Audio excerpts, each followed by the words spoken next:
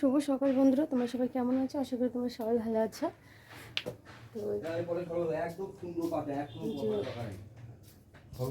তো সকাল সকাল উঠেছি, উঠে ফুল আমি আর আমার মেজা হাঁটতে গেছিলাম। ওখান থেকে আমার বাপের বাড়ি ওখান থেকে কটা ফুল, অনেক ধরনের ফুল নিয়ে এসেছি। এই পাড়ার থেকে কটা ফুল নিয়ে এসেছি। আর এখন ভাতটা বসিয়ে দিয়েছি সকাল সকাল, যেমন 7টা কত বাজে আমি ভাতটা বসিয়ে দিয়েছি। কারণ তাড়াতাড়ি করে বাবুর স্কুল থেকে আবার নিয়ে আসতে যাবো, ওর পিটির ড্রেস কিনতে হবে, না হলে এরপরের থেকে অ্যালাউ করবে না। মানে শুক্রবারে প্রীতি করায়, সেই প্রীতির জন্য ড্রেস কিনতে হবে। তো ভাতটা বসিয়ে দিয়েছি, টক ডাল রান্না করবো, এই যে আম আর সজনে ডাঁটা একটু চচ্চড়ি করবো। সজনে ডাঁটা নিয়ে এসছে, তার সঙ্গে আবার এই ডাঁটা নিয়ে এসছে। দেখো শাকের এই ডাঁটা কত বড় বড়, দেখো কী দরকার ছিল, যে কোনো একটা ডাঁটা নিয়ে আসলেই হয়। একটা টাকা চাইলে পাওয়া যায় না, আর মানে শুধু ফালতু ফালতু খরচাগুলো করতে চাই। আজকে এটা নিয়ে এসছে, আর সজনের অতগুলো আমি তো আজকে কারণ নীল পুজো করবো, আজকে তো আমি উপোস থাকবো, আজকে তো আমি ভাত খাবো না। তো সেখানে এই দেখো এই কটা রান্না করবো ওর জন্যে, আরও ওই জায়গা কতটা আছে অনেকগুলা, তো ওগুলো রেখে দেবো। আবার ওই ডাটা মানে কি বলবো। তো ভাতটা বসিয়ে দিয়েছি, ভাতটা দেখতে একটু উতলিয়ে গেছে। আর এখন ডালটাও সিটি দিয়ে নিয়েছি, এই যে প্রেশার কুকার মটর ডাল সিটি দিয়েছি আম ডাল করবো বলে। তো কি বলবো, এখন রান্নাবাটা করে নিই, আবার দৌড়াতে হবে স্কুলে। তো পরে আবার কথা বলবো তোমাদের সাথে, এখন বাই রাখছি। তো বন্ধুরা আমি স্নান সেরে নিয়েছি, আর আর এই যে এখানে আমাদের ফল টল সব গোছানো আছে। দেখো অন্ধকার, ওদিকে আলোটা ভালো যায় না, ওখানে আমার সাজিতে আছে, আমার জায়ের আছে, জায়ের মেয়ের আছে, যে পরে দেখাবো।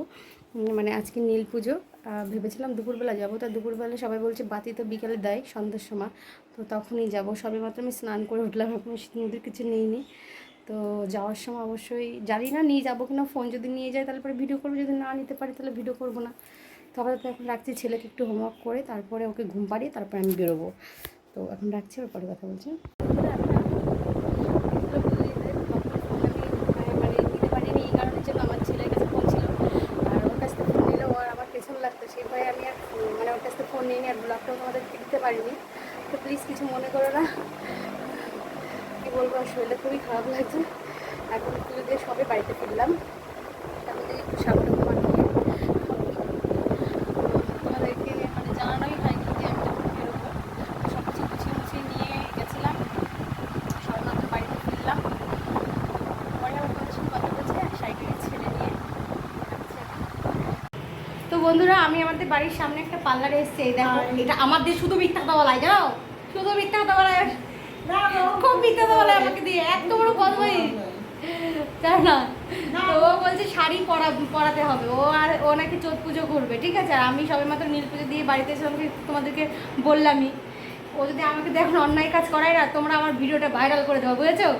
ওকে পিটানি দিয়ে বা মিথ্যা কথা বলাই শুধু আমাকে দিয়ে, জানো তো। তো মানে যে টাইম পাস করার জন্য এই পার্লারটাই বসিয়ে দেখো, তোমরা যদি মনে করো আসবে, সব কিছু হয় এখানে, হাতের নখের থেকে শুরু করে পায়ের নখের চুল বুরুষ সব কিছু। যদি মনে করো তোমরা এখানে আসবে, তাহলে পরে অবশ্যই তোমরা এখানে এসে তোমাদের মুখ ফেসিয়াল যা যাবতীয় জিনিস যা আছে সেটা করতে পারো।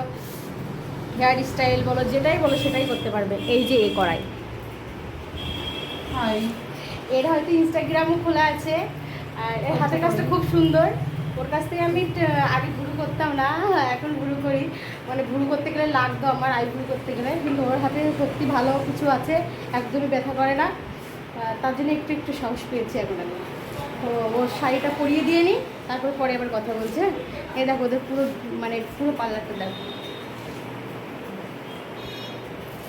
এটা দরজা, এটা দিয়ে বেরোতে হয়।